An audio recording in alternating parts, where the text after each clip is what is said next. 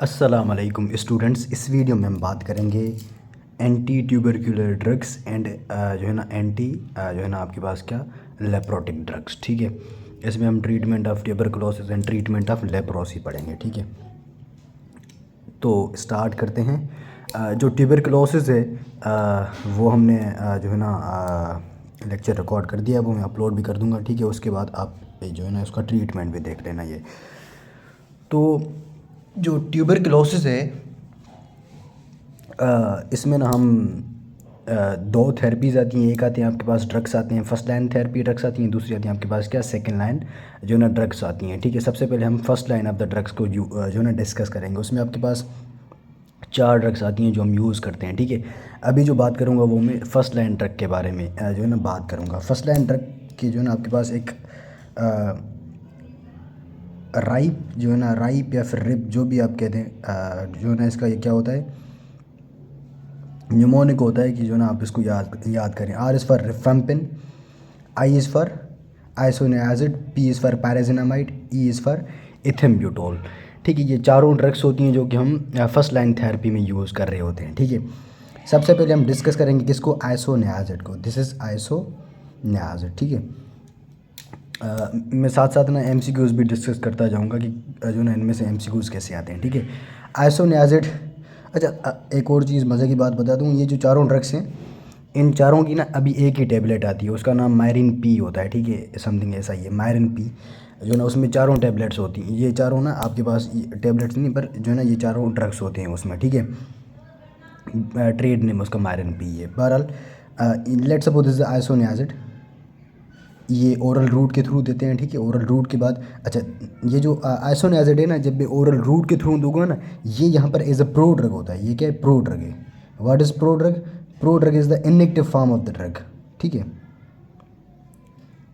ये pro drug होता है। अच्छा, ये प्रो ड्रग, अच्छा ये मैं ओरल रूट के थ्रू दे रहा हूँ ना, तो फूड ना इसकी एब्जॉर्प्शन को कम करता है। Food decrease is the A B, इसका मतलब है एब्जॉर्प्शन। ठीक है, ये एब्जॉर्प्शन है, फूड ना इसकी एब्जॉर्प्शन को कम करता है। ठीक है, अच्छा ये उसके बाद ये ब्लड में जाएगा, वहाँ से जो ना लिवर वगैरह से जाएगा। ठीक है, यहाँ पर मैं इसको जो है ना माइकोबैक्टीरियम में लेके आता हूँ ट्यूबरकुलोसिस में। ठीक है, let's suppose this whole is the mycobacterium tuberculosis. ठीक है, अच्छा ये यहाँ पर ड्रग इनएक्टिव है, मतलब कि ये प्रो ड्रग, ये यहाँ पर अभी भी प्रो ड्रग है। इसको ये क्या है, ये इसका क्या होगा, एक्टिव फॉर्म होगा। ये क्या होगा, इसका एक्टिव फॉर्म।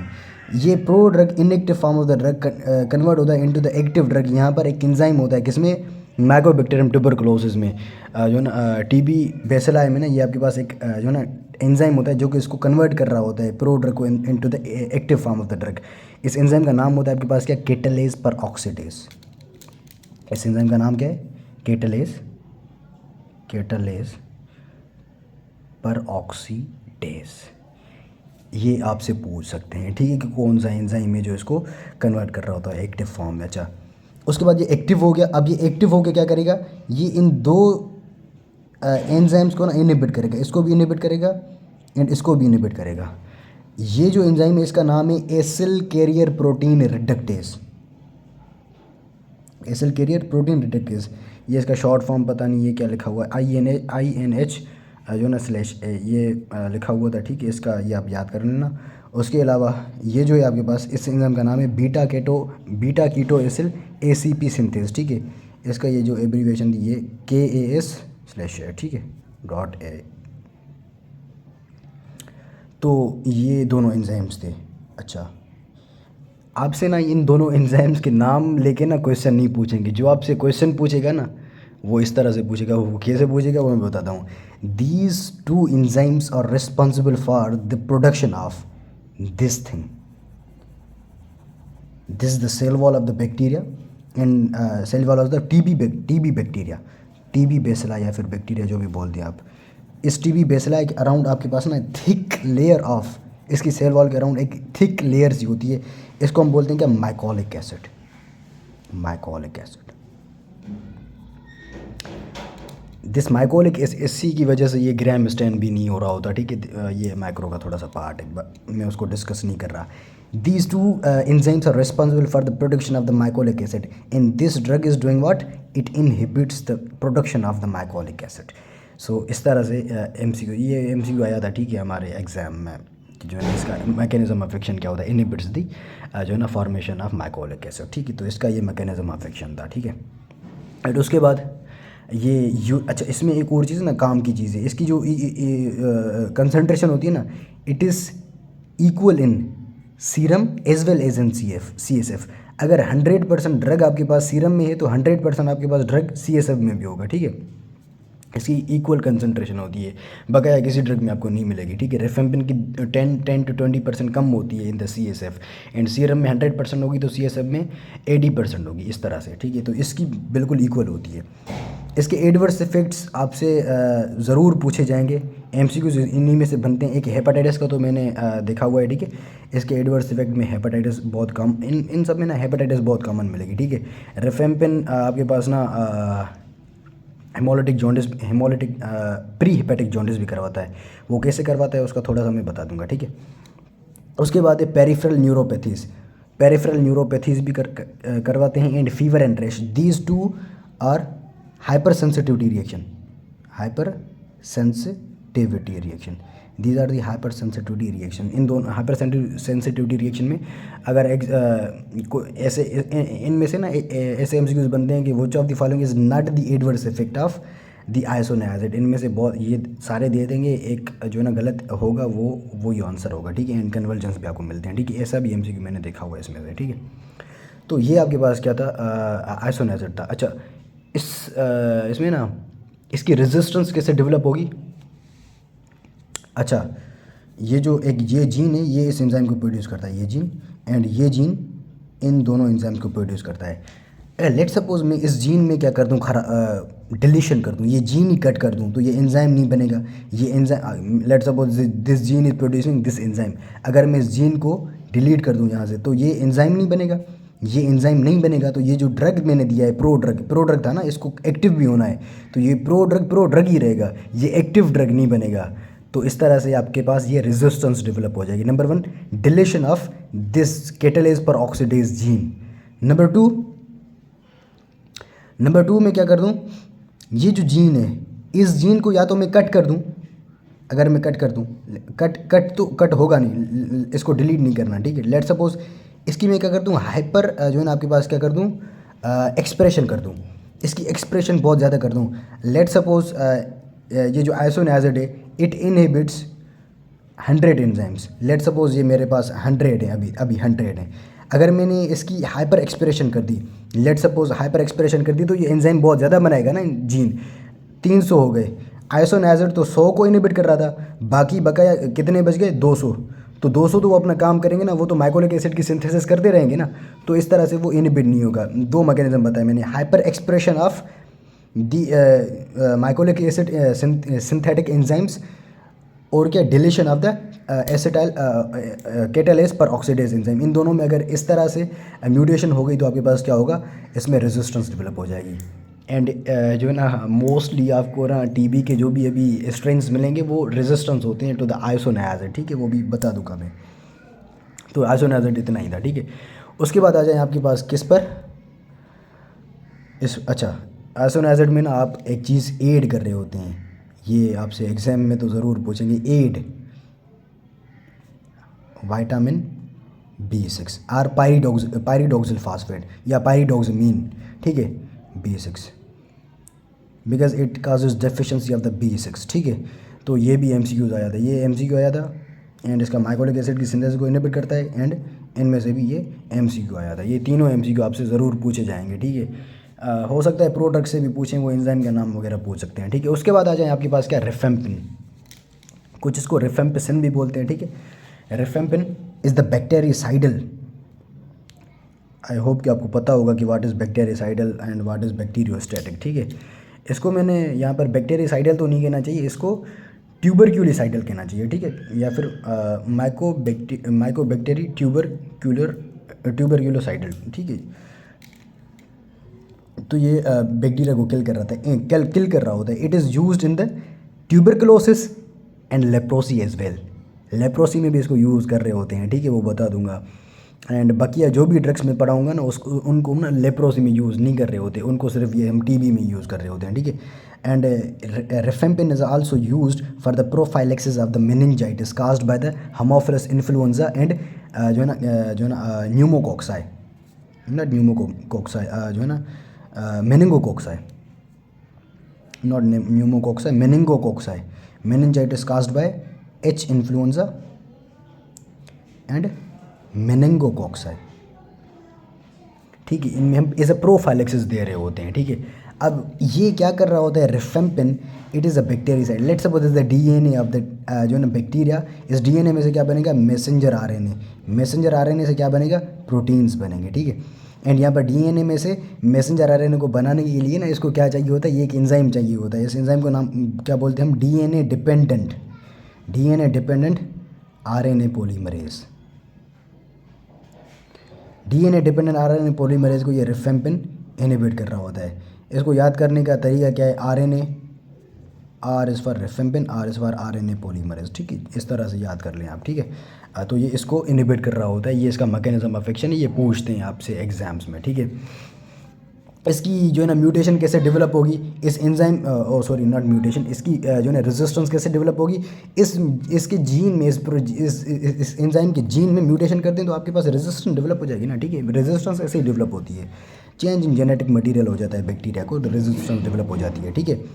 ये भी ओरल के थ्रू ये ड्रग दे रहे होते हैं, इसके एडवर्स इफेक्ट में नोजिया आता है, वोमिटिंग आती है एंड रैशेज आते हैं and flu like symptoms appear होते हैं। फ्लू लाइक सिम्टम्स तब अपीयर होंगे जब इसका डोज 1.2 मिलीग्राम से ज़्यादा हो, हाँ 1.2 मिलीग्राम है, ठीक है, ग्रेटर देन 1.2 मिलीग्राम से डोज अगर एक्सीड्स कर जाए, ठीक है, तो ये होंगे। एंड इसका फेमस एडवर्स इफेक्ट, ऑरेंज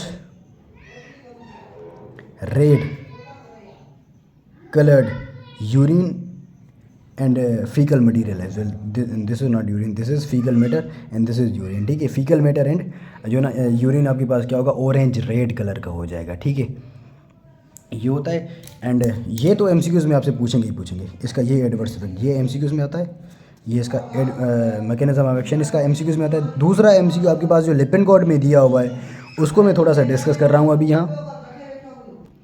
अब वो एमसीक्यू इन्होंने किस तरह से बनाया हुआ है, ये जो ड्रग आया है ना, ड्रग दिया है, लेट्स सपोज द ड्रग, ये ड्रग आएगा, ये ना यहाँ पर CYP450 एंजाइम को यहाँ पर इनहिबिट कर देता है, यहाँ पर इसको इनहिबिट करता है। तो ये जो चारों ड्रग्स हैं इनकी यहाँ पर ना मेटाबॉलिज्म नहीं होगी, इन चारों ड्रग्स की, इन चारों की मेटाबॉलिज्म नहीं होगी इनकी, ठीक है।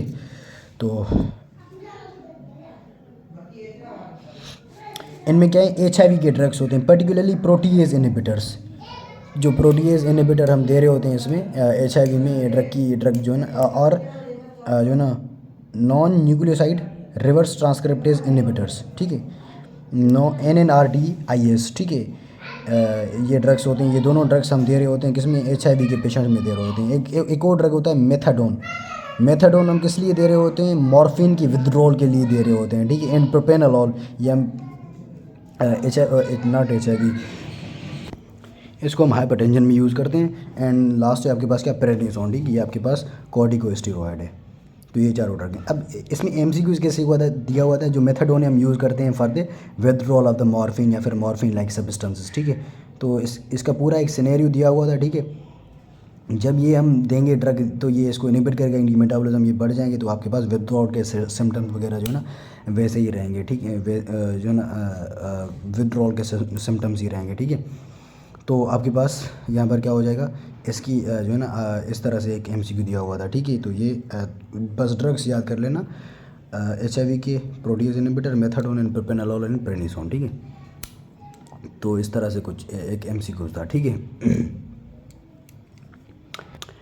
ये आपके पास ना हेपेटिक जॉन्डिस मतलब क्या, प्री हेपेटिक जॉन्डिस कैसे करता है, यहाँ पर बिलीरुबिन बनता है, बिलीरुबिन आपके पास ब्लड में आता है, ब्लड में आने के बाद ये लिवर में आता है, लिवर में यहाँ पर एक एंजाइम होता है glucuronyl transferase, let's suppose this is glucuronyl transferase, this glucuronyl transferase is responsible for conjugation of this जो है ना आपके पास क्या, अनकंजुगेटेड बिलीरुबिन,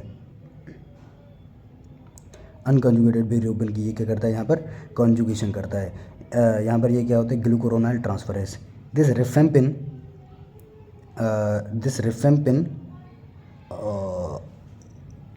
यहाँ पर नहीं, यहाँ पर नहीं, यहाँ पर नहीं, यहाँ पर नहीं, अच्छा मैं भूल गया, ये ब्लड है, ये स्प्लीन है, स्प्लीन से बिलीरुबिन बनता है, बिलीरुबिन आपके पास यहाँ पर ब्लड में आता है, ब्लड में आने के बाद ये यहाँ पर लिवर की तरफ आता है फॉर द कंजुगेशन। ये जो इसकी ट्रांसपोर्ट होती है ना from blood to the liver, ये इसको रिफेम्पिन इनहिबिट कर रहा होता है। रिफेम्पिन इस जो है ना ट्रांसफ़र को इनहिबिट कर रहा होता है from blood to the liver. इसकी वजह से जो अनकंजुगेटेड बिलीरुबिन है ये ब्लड में बढ़ जाएगा। जब ये बढ़ जाएगा तो आपके पास क्या होगा, दिस कॉजेज़ जो है ना प्री टू द हेपेटिक, तो इसीलिए हम कहते हैं क्या पहले होता है हेपेटिक से, तो इसीलिए हम काज करता है ये क्या प्री हेपेटिक जॉन्डिस इस तरह से होती है। ठीक है, ये एक इसका कॉज था, रिफेम्पिन इस तरह से करता है। ठीक है, उसके बाद रिफाब्यूटिन आता है। रिफाब्यूटिन आप यूँ समझो इसका भाई कह दो इसका रिफेम्पिन का। ये जो है ना सेम इसी तरह होता है, लेकिन ये हम यूज़ करते हैं patients with TB plus HIV। जो HIV के पेशेंट्स होते हैं ना उनमें टीबी का टेस्ट तो आपने लाजमी करना ही करना होता है। ठीक है, लाजमी करना ही करना होता है। तो HIV में पेशेंट कौन से ड्रग ले रहे होते हैं, प्रोटीएज इनहिबिटर्स और non nucleoside reverse transcriptase inhibitors ले रहे होते हैं। ठीक है, तो उनमें ये आप रिफाब्यूटिन देंगे, उसमें रिफेम्पिन नहीं देंगे। ठीक है, एक रिफापेंटिन भी आता है, वो भी इसी तरह ही काम कर रहा होता है। ठीक है, वो मैंने यहाँ पर मेंशन नहीं किया, इतना काम का है नहीं। उसके बाद आपके पास आता है क्या, पायरेजिनामाइड। पायरेजिनामाइड भी आपके पास ना इनएक्टिव होता है। ये क्या है, इनएक्टिव होता है, ये भी ओरल रूट के थ्रू देंगे। ये क्या है, मैक्रोफेज है, ये मैक्रोफेज है। ये क्या है, टीबी बेसिलाई है। ये ड्रग आएगा टीबी बेसिलाई में, ये इनएक्टिव ड्रग है, ये यहाँ पर एक्टिव हो जाएगा, ये यहाँ पर एक्टिव हो जाएगा। यहाँ पर इसको एक्टिव कौन कर रहा होता है, पायरेजिनामाइडेज। क्या, पायरेजिनामाइडेज ये कर रहा होता है, इसको जो है ना एक्टिव कर रहा होता है। ये भी टीबी बेसिलाई का ही एंजाइम होता है। ठीक है, जब ये एक्टिव हो जाएगा तो ये अपना काम करेगा। और ये it is active in acidic medium. ये एक्टिव कब होता है, in the acidic medium plus macrophages में, ये मैक्रोफेजेस में एक्टिव होता है। ठीक है, इसके एडवर्स इफेक्ट याद कर लेना, urinary retention and liver toxicity. बस इसमें से आपसे और ज़्यादा नहीं पूछेंगे। ठीक है, पायरेजिनामाइड से लास्ट आता है आपके पास क्या, इथेम्ब्यूटोल। या इसमें से MCQ आएगा, कैसे आएगा वो भी बताता हूँ। ठीक है, यहाँ पर ये क्या, इथेम्ब्यूटोल। इथेम्ब्यूटोल इज़ अ बैक्टीरियोस्टैटिक ड्रग। ट्यूबरक्लोस्टैटिक बोलते हैं, बैक्टीरियोस्टैटिक मैं बोल रहा हूँ। ठीक है, ट्यूबरक्लोस्टैटिक। ठीक है, अब ये क्या करता है, ये this the TB bacilli, this the cell wall of the TB bacilli. Cell wall को फॉर्म करने के लिए इसको एंजाइम चाहिए होता है, एराबिनोमाइसिल।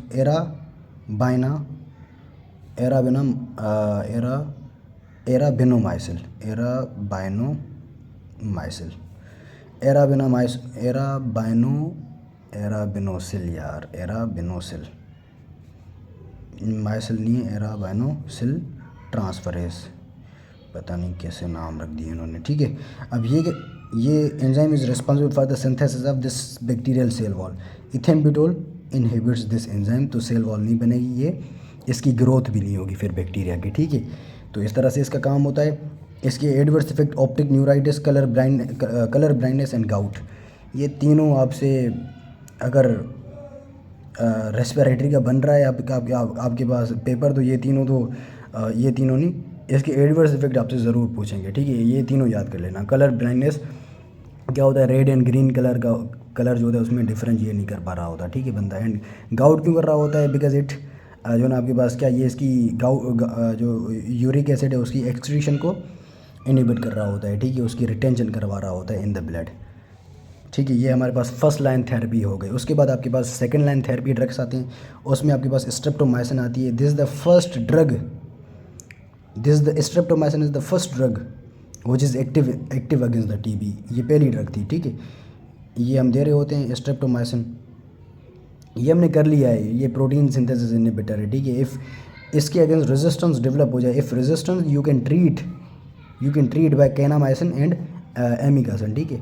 उसके बाद आपके पास सेकेंड लाइन थेरेपी में ड्रग आता है para aminosalicylic acid, it is used in multi drug. अच्छा, ये जो सेकेंड लाइन थेरेपी ड्रग है ना, they are use for multi drug resistance. अब मल्टी ड्रग रेजिस्टेंस क्या होता है, इसको मैं यहाँ पर समझा दूँ। MDR-TB, a TB bacilli is resistant to isoniazid and rifampin। अगर TB बेसिल आपके पास इन दोनों ड्रग्स के अगेंस्ट रेजिस्टेंस डेवलप कर चुका है तो आप इसे मल्टी ड्रग रेजिस्टेंट TB कहेंगे, ठीक है। तो हम इन ड्रग्स को उसी में यूज़ कर रहे होते हैं। पैरा अमाइनोसैलिसाइलिक एसिड, इसको भी हम MDR-TB में यूज़ करते हैं। इसके अलावा इसका कोई जो ना खास दिया नहीं हुआ। उसके बाद आपके पास साइक्लोसीरीन आती है। Cycloserine is the bacteriostatic drug होती है, ये मैंने आपको पढ़ाया हुआ है सेल वॉल सिंथेसिस इनहिबिटर में, and it inhibits the cell wall synthesis of the mycobacterium tuberculosis. उसके बाद आपके पास मैक्रोलाइट्स आती हैं। मैक्रोलाइट्स में 4 ड्रग आती हैं आपके पास। कौन सी आती हैं? KT, इसका जो ना शॉर्ट फॉर्म था, मैंने बताया था। C is for clarithromycin, A is for जो है ना आपके पास क्या azithromycin, T is for telithromycin, and जो ना E इज़ फॉर एरिथ्रोमाइसिन। तो ये चारों ड्रग्स थी। उनमें से आपके पास ना इसमें एजिथ्रोमाइसिन वगैरह बहुत ज़्यादा यूज़ होती हैं, एंड क्लेरिथ्रोमाइसिन, वो ये दोनों बहुत ज़्यादा एजिथ्रोमाइसिन पर्टिकुलरली एजिथ्रोमाइसिन बहुत ज़्यादा यूज़ हो रही होती है इसमें, ठीक है। उसके बाद आपके पास फ्लोरोक्विनोलोन्स आ रही होती हैं। फ्लोरोक्विनोलोन्स में ये सब मल्टी MDR-TB में यूज़ कर रहे होते हैं। फ्लोरोक्विनोलोन्स आपके पास है ना particularly respiratory fluoroquinolones, moxifloxacin and levofloxacin, moxi and levofloxacin. ये जो ना आपके पास क्या if I am not wrong, ये जो लीवोफ्लॉक्सेसिन है ये आपके पास 4th जनरेशन है। Moxi is the 3rd generation, आगे पीछे हो सकता है, ठीक है, इनकी जनरेशन। लेकिन ये इन दोनों जनरेशन को third generation and 4th generation fluoroquinolones को हम रेस्पिरेटरी फ्लोरोक्विनोलोन्स भी बोल रहे होते हैं, और इनको हम इसमें यूज़ कर रहे होते हैं, ठीक है। उसके बाद आपके पास एक कैप्रियोमाइसिन आती है। It is the protein synthesis inhibitor used in MDR-TB। इसके एडवर्स इफेक्ट याद करें ना, ओटोटॉक्सिसिटी एंड नेफ्रोटॉक्सिसिटी इसके एडवर्स इफेक्ट होते हैं। एक और ड्रग आती है हमारे पास इसमें सेकेंड लाइन थेरेपी में, ethionamide. It is also inhibits the mycolic acid, M is for mycolic acid synthesis. It decreases the thyroid hormone and it causes gynaecomastia and it causes the nausea, vomiting and alopecia. It causes the liver toxicity. Gynaecomastia important है इसका, ये जो है ना important है, ये इसका mycolic acid की सिंथेसिस को इनहिबिट करती है एथायोनामाइड। उसके बाद हमारे पास लास्ट ड्रग आती है इसमें, उसको हम बोलते हैं क्या, bedaquiline inhibits the ATP synthesis used in MDR-TB, and इसका जो एडवर्स इफेक्ट है वो जो ना increases the QT interval on the ECG, ठीक है। ये इसका इंपॉर्टेंट है, इसमें से ये MCQs में आपसे पूछ सकते हैं, ठीक है। उसके बाद आ जाएं आपके पास क्या, ट्रीटमेंट ऑफ द लेप्रोसी पर, ठीक है। इस ट्रीटमेंट ऑफ द लेप्रोसी में हम 2 ड्रग में डिस्कस करूंगा, उसके साथ ना हम रिफेम्पिन भी दे रहे होते हैं, रिफेम्पिन, ठीक है। 2 ड्रग यहाँ पर लिखे हुए मैंने, डेप्सन एंड क्लोफेजमिन। डेप्सन इनहिबिट्स द डाइहाइड्रोटेरोइड सिंथेस मैंने यहाँ पर नहीं लिखा, डाइहाइड्रोटेरोइड सिंथेस ऑफ फोलिक एसिड की ये सिंथेसिस करवा रहा होता है एंजाइम, इसको इनहिबिट करता है, तो फोलिक एसिड नहीं बनेगा, बैक्टीरिया आपके पास सर्वाइव नहीं कर पाएगा, ठीक है। And it is also used in pneumocystis jiroveci या जिरोविसी, जो भी है, ठीक है। जिरोविकी नमूनिया, इसमें भी आप यूज़ कर रहे होते हैं। न्यूमोसिस्टिस जिरोविकी इज़ आपके पास क्या होता है, जो है ना एक ऑपर्चुनिस्टिक इन्फेक्शन होता है, नमूनिया होती है, and it is commonly seen in the patient with HIV, ठीक है। ये HIV में देखा जाता है बहुत ही। If you are giving the dapsone, you have to check the G6PD level in the patient first, उसके बाद ये आप देंगे। हेमोलिसिस करवाता है, haemolysis in G6PD deficiency and it causes methemoglobinemia and it causes peripheral neuropathies. ये G6PD की level आपने चेक करनी होती है, ठीक है। And G6PD level is also important if you are giving a patient जो ना आपके पास क्या दे रहे हैं आप, उसको प्रीमाकोइन देंगे, तो आपने ये चीज़ आपने देखनी है G6PD की लेवल। उसके बगैर आप इसकी लेवल नॉन नहीं है तो आप प्रीमाकोइन को यूज़ नहीं करें, उसको अवॉइड करें, ठीक है। इसमें भी ऐसा ही है। And clofazimine it binds to the DNA and it forms the oxygen radicals and it is the bactericidal drug, ठीक है। ऑक्सीजन रेडिकल फॉर्म करेगी, उसकी वजह से आपके पास उसको बैक्टीरिया सर्वाइव नहीं कर पाएगा। एंड इसका ये MCQ आपके पास आया हुआ है पास्ट पेपर्स में।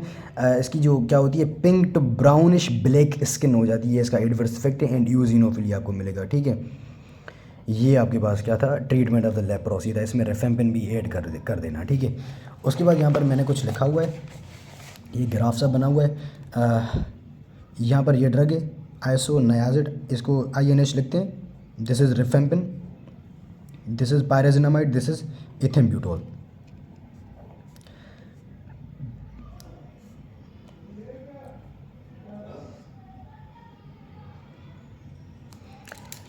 अगर आपके पास कोई भी पेशेंट आ रहा है ना, तो आप जो है ना चारों ड्रग देंगे, चारों ड्रग देंगे ये चारों ट्यूबरकुलोसिस के साथ, नॉट लेप्रोसी, लेप्रोसी में नहीं नहीं, ये चार, ये ट्यूबरकुलोसिस की बात कर रहा हूँ। तो आप देखेंगे कल्चर सेंसिटिविटी कराते रहेंगे, ठीक है। अगर आपके पास पेशेंट आ रहा है, वो सिम्टम्स उसके रिलीव हो गए हैं और कल्चर भी आपके पास ठीक आ रहा है, ठीक है, तो आप 2 महीनों के बाद पायरेजिनामाइड एंड इथेम्ब्यूटोल को बंद कर देंगे। 2 महीनों तक पायरेजिनामाइड एंड इथेम्ब्यूटोल भी यूज़ करेंगे, आइसोनियाजिड एंड रिफेम्पिन भी उसमें यूज़ करेंगे। लेकिन 2 महीनों के बाद अगर आपके पास पेशेंट सही हो रहा है, कल्चर भी सही आ रहा है, तो आप इन दोनों को बंद कर देंगे। उसके बाद आप रिफेम्पिन एंड आइसोनियाजिड को 4 मंथ आगे तक कंटिन्यू करेंगे। ये टोटल हो जाएंगे आपके पास क्या, 6 मंथ। ये आपके पास ट्रीटमेंट होता है फॉर द लेटेंट TB, या फिर जो ना इनएक्टिव TB हो, इसको हम लेटेंट TB भी बोल रहे होते हैं, ठीक है। एंड लेटेंट TB का दूसरा भी एक जो ना ट्रीटमेंट होता है, उसमें आप या तो आइसोनियाजिड यूज़ कर रहे होते हैं फॉर द 9 मंथ्स, और अगर आपके पास आइसोनियाजिड प्लस रिफेम्पिन यूज़ कर रहे हैं, तो ये दोनों इनकी कॉम्बिनेशन आप यूज़ करेंगे फॉर द जो ना 3 मंथ्स, ठीक है।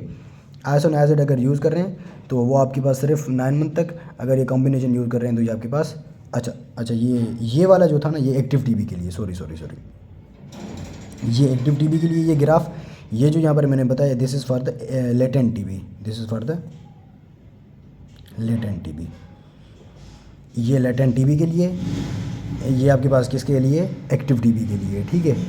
तो ये आप आई थिंक कि आपको ये समझ में आ गया होगा। And don't forget to add vitamin B6